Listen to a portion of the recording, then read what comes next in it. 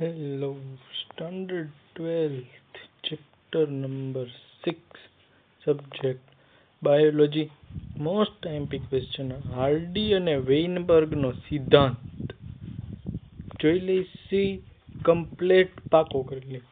તો ready, let's start. તો ભાઈ હાર્ડી અને વેઇનબર્ગનો સિદ્ધાંત. હાર્ડી અને વેઇનબર્ગનો સિદ્ધાંત, બરોબર. આઈએમપી ક્વેશ્ચન અને ડેન્જર લેવલનો થોડો ઘણો કહી શકાય એવો ક્વેશ્ચન. એટલે હાર્ડી અને વેઇનબર્ગ સિદ્ધાંત કેવી રીતે ઉદ્વિકાસ, એનું સૂત્ર. આ રીતે ક્વેશ્ચન પૂછાઈ શકાય કે ભાઈ p² + 2pq is equals to q², p² + 2a p²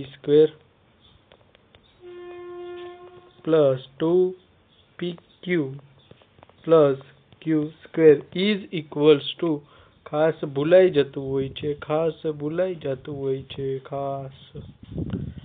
equals to 1. આ સૂત્ર તારવણી આપણે જોવાની છે અને આને રિલેટેડ દાખલા જોવાના છે. તો રેડી.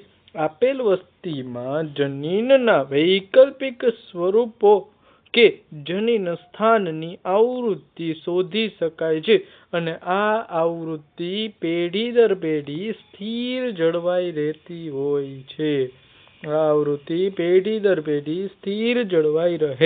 છે. હાર્ડી-વેઇનબર્ગના સિદ્ધાંત બીજગણિતિક સૂત્રના ઉપયોગથી જાણી શકાતા હોય છે. હવે આ સિદ્ધાંત શું છે? તો સિદ્ધાંત સમજતા સિદ્ધાંત વૈકલ્પિક સિદ્ધાંત પ્રમાણે કે ભાઈ સિદ્ધાંત મુજબ વૈકલ્પિક કારકોની આવૃત્તિ સ્થિર રહે છે અને પેઢી દર પેઢી અચળ જળવાઈ રહે છે. ઓકે, આ માટે જરૂરી પેઢી દર પેઢી જળવાઈ રહે એટલે કે જનીન સેતુ તરીકે. તો નેક્સ્ટ મુદ્દો આવે જનીન સેતુ. જનીન સેતુ એટલે કે વસ્તીમાંના કુલ જનીનો અને તેના વૈકલ્પિક કારકો. ઓકે, આમ છે ને વૈકલ્પિક કારકો એટલે કે જનીન સેતુ અચળ જળવાઈ રહે, જેને જનીનિક સંતુલન તરીકે ઓળખવામાં આવે છે. જનીન સેતુ અચળ જળવાય, જેને આપણે જનીનિક સંતુલન કહે છે. રેડી. બધા જ વૈકલ્પિક કારકોની આવૃત્તિનો સરવાળો 1 થાય. બધા જ વૈકલ્પિક કારકોની આવૃત્તિનો સરવાળો કેટલો થાય? 1 થાય. એક્ઝામ્પલ તરીકે આપણે બે આવૃત્તિ લઈ લે, P અને Q, બરોબર. તો દ્વિકીય પરિસ્થિતિમાં P અને Q અનુક્રમે વૈકલ્પિક કારક A અને વૈકલ્પિક કારક સ્મોલ a ની આવૃત્તિ દર્શાવે છે. વસ્તીમાં એ સજીવોના પહેલા ટેક્સ્ટબુક વાંચી લે, પછી આપણે સમજી લઈએ. ઓકે, વૈકલ્પિક કારકો એ સજીવોની આવૃત્તિ એટલે કે p². પછી તો કે દ્વિકીય સજીવોના બંને રંગસૂત્રો પર વૈકલ્પિક કારક A એટલે કે આવૃત્તિ P સાથે આવવાની સંભાવનાઓનું પરિણામ છે. ડન છે, p². આ જ રીતે સ્મોલ a p² અને સ્મોલ a 2pq તરીકે દર્શાવાય. એક્ઝામ્પલ એના ઉપરથી આપણે આ સમીકરણ. હવે કેમ આવ્યું કઈ ખબર પડી નહીં? ન પડી તો ચાલો સમજી કે ભાઈ જો પેન.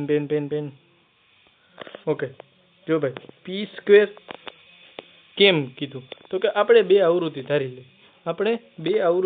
લે. ધારો કે આવૃત્તિ છે ને એક જનીન A છે, એના આવૃત્તિને P લઈ લઈ, સ્મોલ a એની આવૃત્તિને Q લઈ લઈ. ડન છે. હવે દ્વિકીય સજીવો એટલે કે હંમેશા રંગસૂત્ર કેમાં હોય? જોડીમાં હોય. દ્વિકીય સજીવો હોય એટલે એના રંગસૂત્ર હંમેશા શેમાં હોય?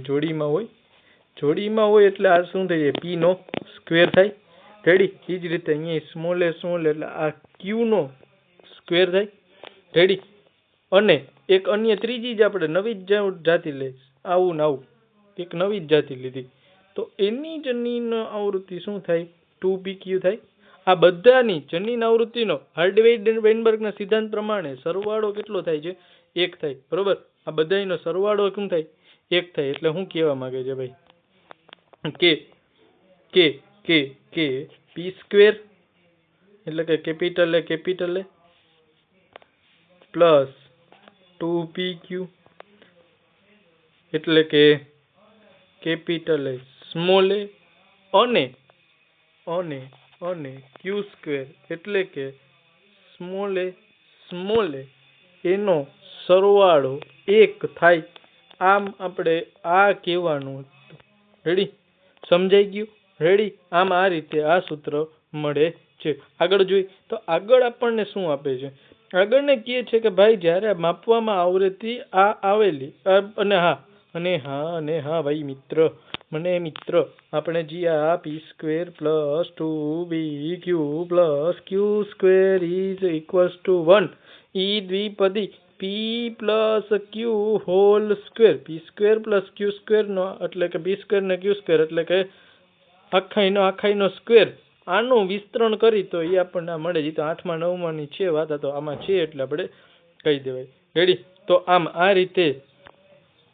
આ રીતે જ્યારે આ આવૃત્તિનું મૂલ્ય છે ને જ્યારે આમાં ભિન્ન મળે ને ત્યારે ઉદ્વિકાસીય ફેરફાર થાય. કેમ થાય સર? આનું એક્ઝામ્પલ આપીને સમજાડો. તો ભાઈ હમણાં સમજાવું, એક જ મિનિટ. તો જનીન સમતુલામાં હાર્ડી-વેઇનબેર્ગ સમતુલામાં ખલેલ પહોંચે એટલે વૈકલ્પિક કારકોની આવૃત્તિમાં ફેરફાર થાય અને એના પરિણામ સ્વરૂપે શું થતું હોય છે? ઉદ્વિકાસ થાય છે. તો સર આનો એક્ઝામ્પલ આપી અને સમજાવું તો તમારી એ દિલ્હી ઈચ્છા પણ પૂર્ણ થાય છે. ચાલ બરા, એક રિપીટ. આમાં બરોબર આવી ગયા. તો અત્યારે આગળ આ શોર્ટમાં આપેલ છે બધું. રેડી? આ શોર્ટમાં આપેલ છે કે ભાઈ હાર્ડી-વેઇનબર્ગનો સિદ્ધાંત ક્યારે આપેલો, એક્સ્ટ્રા માહિતી 1908માં કોઈ પૂછે તો, બાકી કઈ કામ નહીં આવે. જનીન સેતુ એટલે શું? એને આવૃત્તિ કહેવાય. પછી આવી જો એની આવૃત્તિ p છે. પછી તો કે વૈકલ્પિક કારક સ્મોલ એ માટે q છે એટલે કે p + q એના બરાબર 1 થાય. મોસ્ટ IMP આ વાત યાદ રાખજો. ભલે ઓમાં નથી આપ્યું પણ ખાસ આ વાત યાદ રાખજો. આના ઉપરથી ઢગલો MCQ તમે સોલ્વ કરી શકશો. ઓકે જી આ અત્યારે હાઇલાઇટ કરી રેડ કલર યાદ રાખવાની છે. આ રેડ કલરને યાદ રાખવાનું છે. ડન. એટલે આના ઉપરથી તમે છે ને જો ગમે એક કારકની તમને આપી હોય તો એના ઉપરથી તમે બીજી મેળવી શકો છો. એક્ઝામ્પલ સ્વરૂપે તમને ક્વેશ્ચન કેવો પૂછાય? તો ક્વેશ્ચન પૂછાય કંઈક આ ઉદાહરણ તરીકે જો જાણી કે p ની તમને આવૃત્તિ કહી દે ને કે q ની ગોતો, તો આ રીતે યાદ રાખજો. સરવાળો 1 થાય છે. આપણે આગળ હમણાં સૂત્ર ઉપરથી જોયું. ડન. એટલે કે p બરાબર જો 0.6 હોય ને તો q આપણને મળે 0.4. ડન. હવે એના ઉપરથી હવે ક્વેશ્ચન કંઈક આવી રીતે જનીન આવૃત્તિના સૂત્રનો ઉપયોગ કરીને આવા ક્વેશ્ચન પૂછાય. 2 ક્વેશ્ચન તમને સમજાવું છું. લગભગ આમાં આ 2 ક્વેશ્ચન ઉપરથી બધા બાકીના થઈ શકશે. જોવો અને શીખો બચ્ચા. એના જનીનો સમાન સંખ્યાના એ જનીનો અને સમાન સંખ્યાના સ્મોલ એ જનીનો ધરાવતી હેમેસ્ટર વસ્તીની જનીન આવૃત્તિ કેમ શોધો? ઓકે, કેપિટલ એન્ડ સ્મોલ એ સમાન સંખ્યાના જનીન કીધા એટલે ફિટ 50% હોય બે. કેપિટલ એ 50%, સ્મોલ એ 50%. એની જનીન આવૃત્તિ કેમ ગોતવી? તો ભાઈ એની જનીન આવૃત્તિ બેની આવૃત્તિ 50% હોય એટલે કે 1/2 એટલે કે p કેટલો મળ્યો તમને? 0.5. q કેટલો મળે? 0.5. સૂત્રમાં મૂકો કિંમત, વાત થઈ ગઈ પૂરી. આવી ગયું જો સૂત્રમાં મૂકો કિંમત અને વાત થઈ ગઈ પૂરી. બેઠું કામ જ છે, કાંઈ બીજું જોવાનું નથી. સૂત્ર છે આવી રહ્યું આ 0.5 p, પછી આ 0.5 ને આમાં છે ને આ જી છે એ 2paq નું છે મૂલ્ય. ઉભા રહ્યો ઉભો રે. આ છે ને એ 0.25. આ હે ને એ 0.25 આનું અને આ 2pq નું મૂલ્ય છે 0.5. આમ આ 50% આવ્યું, આ 50% ના. રેડી? સમજાઈ ગયું? સમજાય છે?